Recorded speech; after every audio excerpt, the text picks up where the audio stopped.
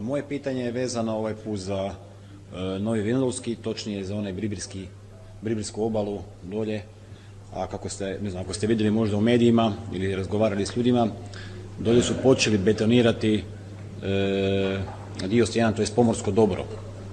Pa sad me zanima kako je mišljenje županije ili kakav je stav župana, s obzirom da mi dajemo koncesiju na ta pomorska dobra i da li onda mi možemo na neki način kontrolirati ta betoniranja koja su u tom pomorskom dobru, znači Novom Vinodolskom rivijeru.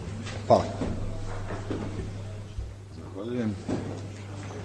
Gospođa Nada Milošević. Dobar dan svima. Poštovane dame i gospodo, vezano za ovo pitanje, jedinice lokalne samouprave su ovlaštene vršiti redovno upravljanje pomorskim dobrom. U okviru plana koji u stvari potvrđuje Primorsko-goranska županija, grad Novi Vinodolski kao i sve jedinice lokalne samouprave, njih 20, u pravilu navode da će i između ostalog vršiti kroz taj plan i redovno upravljanje pomorskim dobrom.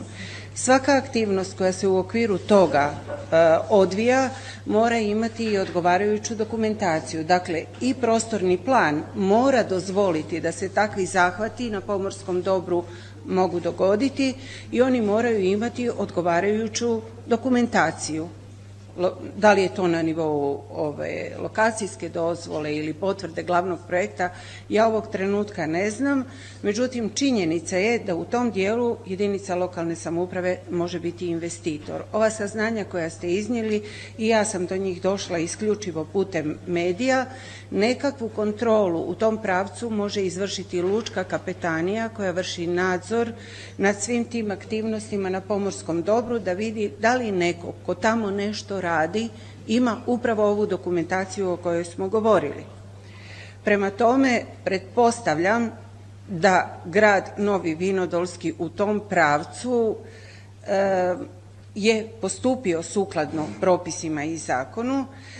Imam isto tako saznanja da ta neka idejna rješenja koja se sada već tamo realiziraju nisu bili predmet razmatranja gradskog vijeća, što bi vjerovatno bilo uputno i dobro, pa bi onda nakon toga stvaralo i otvaralo manje dilema. Ali što se same koncesije tiče, nas za sada tu nema, ako govorimo o istoj lokaciji. Molim? Gledajte, ako oni to rade, onda oni to moraju raditi sukladno odgovarajućoj dokumentaciji koja im dozvoljava takve radove na pomorskom dobru. Dakle, oni kao grad u okviru redovnog održavanja imaju taj legitimitet, ali da li postupaju sukladno odgovarajućim posebnim propisima koji to predviđaju, to ne znam.